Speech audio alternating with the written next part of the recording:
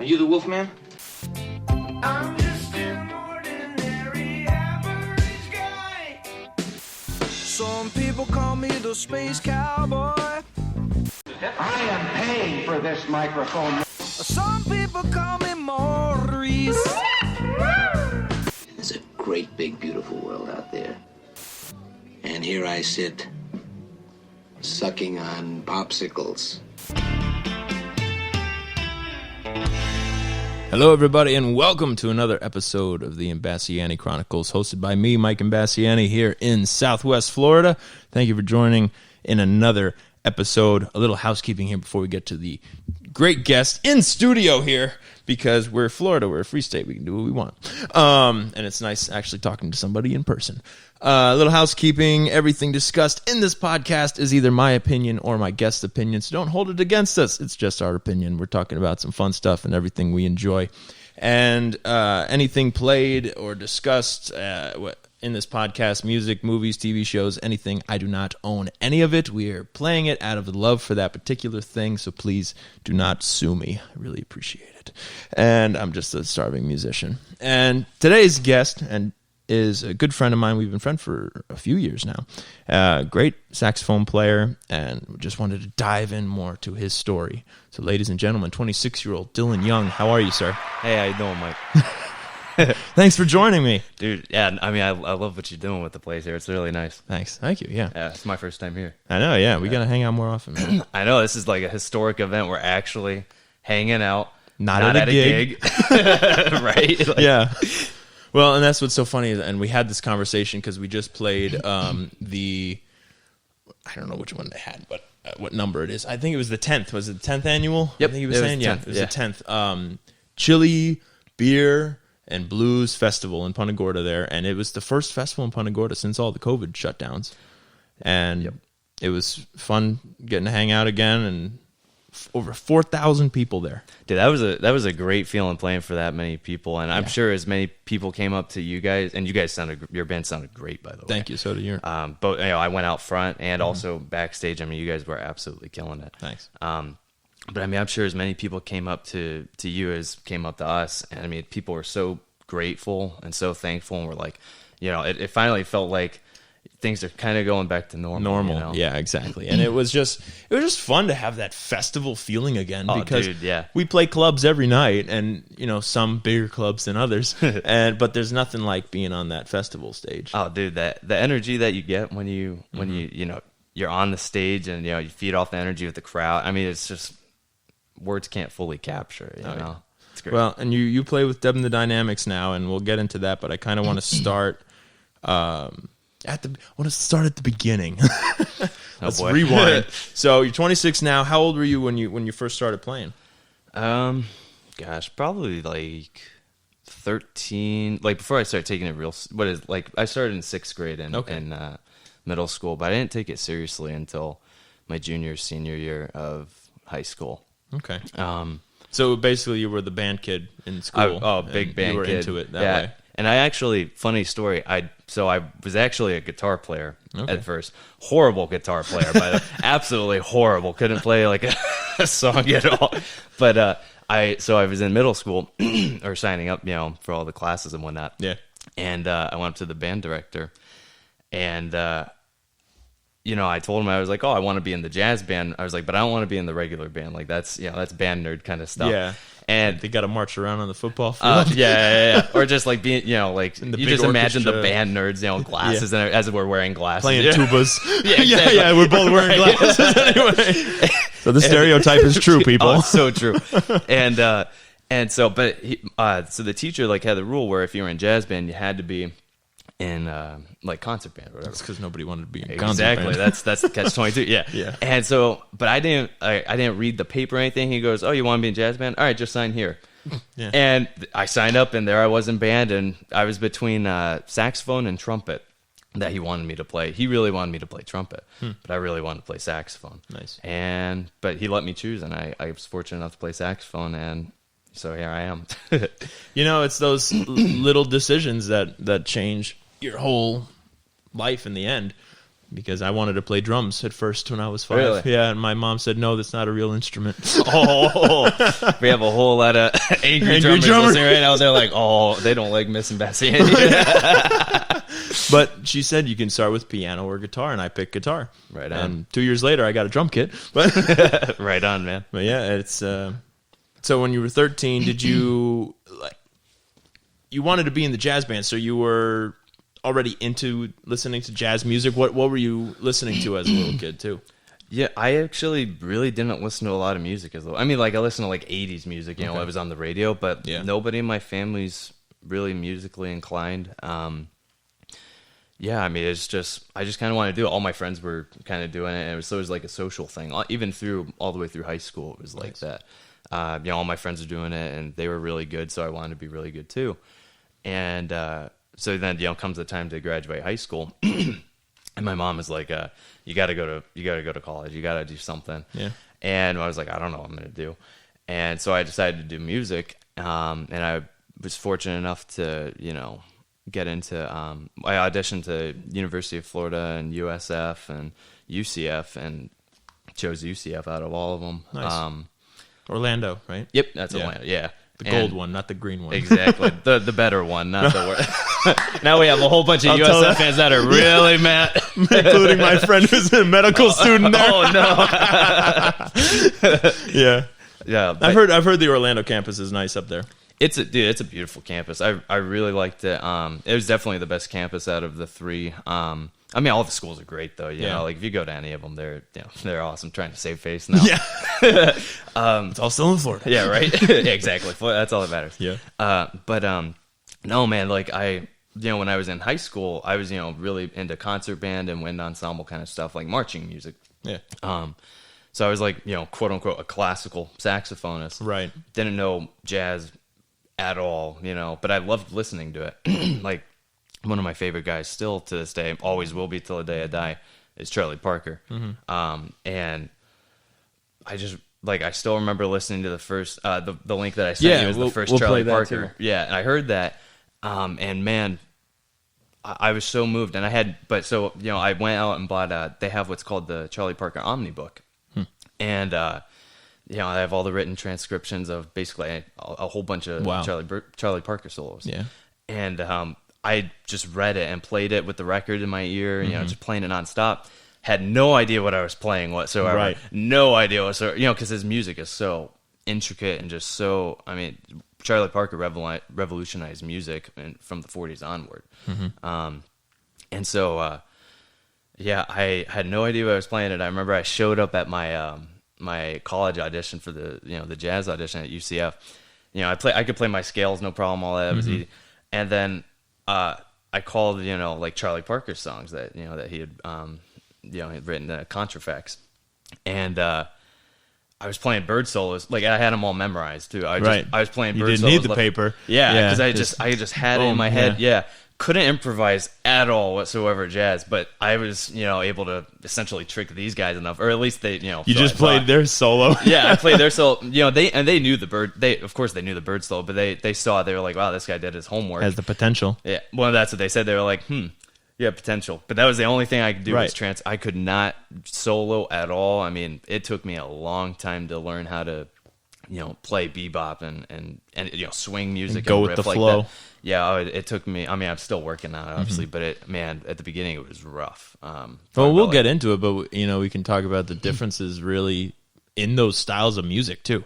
Oh, dude, yeah, absolutely. And especially in the band you're playing now, in the party music, and the jazz music, and the heavier blues music, you got to be able to weave in and out of each one. Yep, and sound good. Yeah, man, absolutely. So tell me about this Charlie Parker song here. Why'd you pick it? So Cherokee is a song that was written by Ray Noble, and it's it's a really famous jazz standard among jazz musicians. It's one of the songs that Charlie Parker, or one of the Charlie Parker has a quote where he said basically, if you learn Cherokee in all 12 keys, blues in all 12 keys, and rhythm changes in all 12 keys, you can play pretty much anything. And it's absolutely true, because the bridge on Cherokee is really, really good to work on. Same with the bridge on I've Got Rhythm. blues is obviously super important for basically any music that's in the 20th century. It allows that room to breathe. Yeah, exactly. Solo. Space. Yeah, exactly. And but when he did this solo, man, I think he was only like 18 or 19 years old. Wow. And you listen to it, and he literally, like, this is one of the examples of him, kind of codifying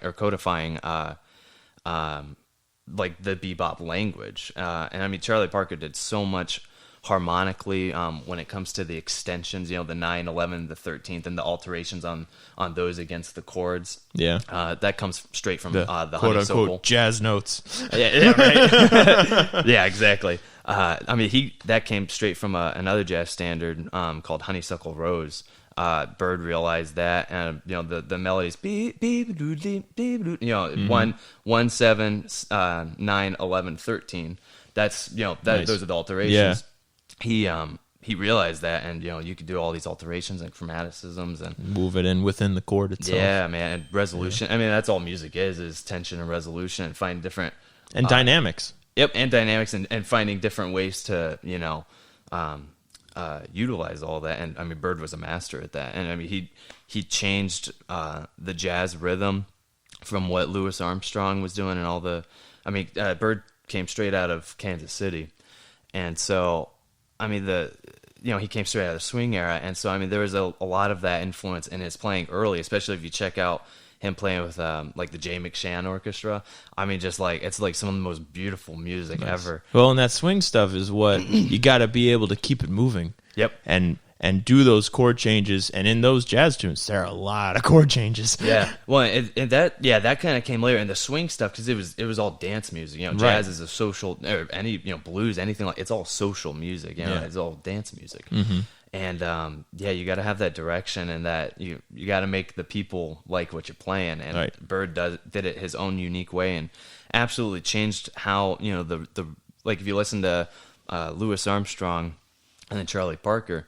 You can hear rhythmically differently where they place the upbeat, the eighth notes, how the language is even different, from traditional jazz versus bebop.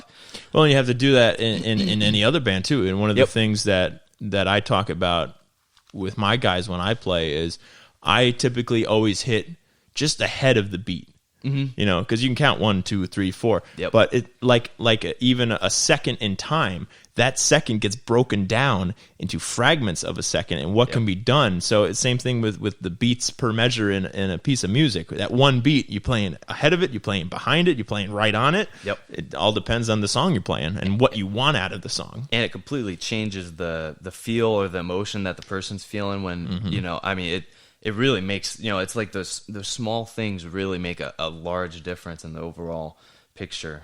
That's interesting though. You play ahead of the beat, because when I think of myself, like how I like to play right in the middle, and then if I want effect, I'll lay back. Right, a and little that's bit. You can shift it, man. Shift it. But when you have that control, that rhythm, I'm sure you've worked with a metronome for hours and hours, like it should, like PTSD, man. Right.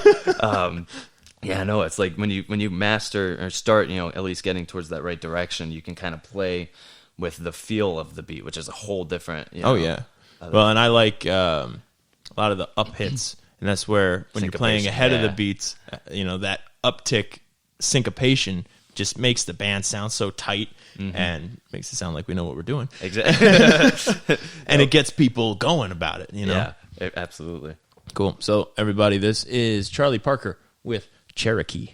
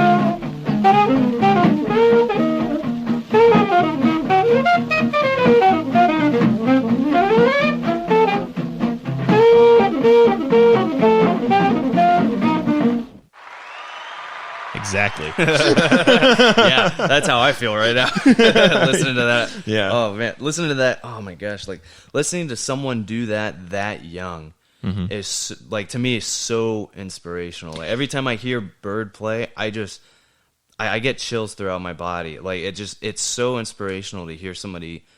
And this is something that we could talk about too. Like, I have this conversation all the time.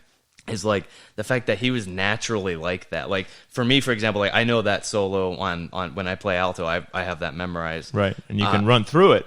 I could run through it, and I know what he's doing. But like, he did that on the spot. Like, that's what he felt in his heart. Yeah, and I mean, that is such a beautiful thing, man. Well, and you have students, and we can talk about this too. We have a lot of things to talk about. But one thing that I tell my students, especially if they're learning to solo, is you not only have to think about what you're playing, but you have to think about where you're going with it. Yeah. You know, and it's those bridges of, you can have, lick A, lick B, and lick C, but, you're going to combine lick A to lick C, and lick C back to lick A to go to then B, and then you have to be able to keep it moving. And that song, is there an upright in that too, or is that just a guitar in there? It's just guitar. Yeah, it's guitar. That's like in the style of Freddie Green or like Herb Ellis. Yeah. It's just like, that's straight up Kansas City stuff, man. Yeah. Like, almost that old school country bluegrass tone too. And dude, there's so much blending in that earlier music of. I mean, it's really hard because like, you could play like the language that Bird is using there. You could use that like in a bluegrass setting. It works. And it's crazy because like, it's those runs. I mean, that's a banjo run. That's a guitar run, and now you're in a different genre. What chords and what phrasing you're using. Yeah, man. But back to the soloing thing. I always try to say to my students, like, what are you trying to say? Like, what direction are you going? Because it's very. And I know saxophone players are super guilty of this. And I know like basically everybody is, when you first start out, is you have your licks, you got your, you got to use this one, you got to use this one, plug and chug, Wait a second, go to the next one. Yeah, I got to wait for this beat. Yeah, and I when I practice, I try and really get away from that.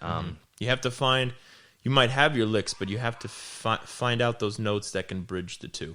Yeah, you can do that, or just, really live, like what I try and do is really just, the big thing that I like to do with my students is connecting my fingers and, my tongue or my airstream with what I hear in my head. And really being in the moment. Because that's what jazz is, or what, blues or music is in general. It's that feel. It's that feel and the intention and being in the moment. And, I mean, you can really hear when somebody's just playing a lot of, licks and, things that they've worked out versus somebody they got that soul about them. Yeah, and you got to be in it. And one of my big phrases is, if you hesitate, you lose. Yeah. Because a song that fast is moving. Oh, yeah. And you got to be able to move with it and adapt and figure out where it's going. Yep. Yeah, you just have to be in the moment. And have the confidence to just do it. Oh, dude, yeah. And there's stories of Bird where he would go sit in at a jam session. I think Philly Joe was the drummer, if I'm not mistaken. But I mean, he went to sit in and did not have his chops together. He didn't have it together at all. Went to sit in, and the audience was booing him. I think pretty sure it was Philly Joe, took off his ride cymbal, threw it at Bird, told him to get off stage. That's the story in the Whiplash movie. Yeah. So and then he went home, practiced 12 hours a day. I mean, Charlie Parker is by far the most dedicated and talented musician that's probably ever walked the face of this earth. Yeah, he's up there with like Bach. I mean, Louis Armstrong, obviously. I mean, I know there's so many other musicians that deserve to be in that same category, but for what he was doing, he was the best. Yeah, I mean, and talk about really working for your dreams, and I mean, like Charlie Parker, John Coltrane's an excellent example of that. Yeah. I mean, definitely. I have so much admiration for this music. Mm-hmm. Well, that it actually reminds me of this tune too. This is Chet Atkins and Jerry Reed. Huh.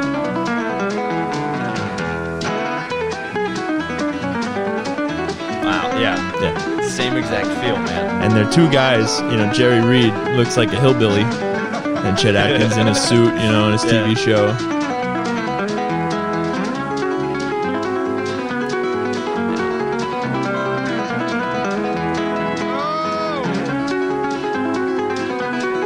harmony parts. Yeah, man. They're right with each other, too.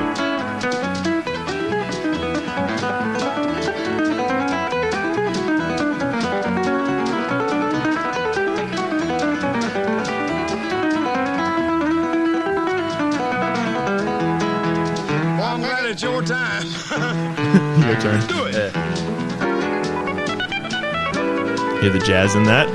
Well, yeah, the underlying pulse with that is 16th notes, whereas with jazz primarily it's the 8th note. Right. You know, not to say you can't play 16th notes in jazz and then 8th notes in bluegrass, but you know what I mean.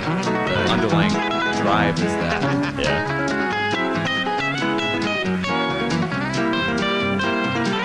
You in, son.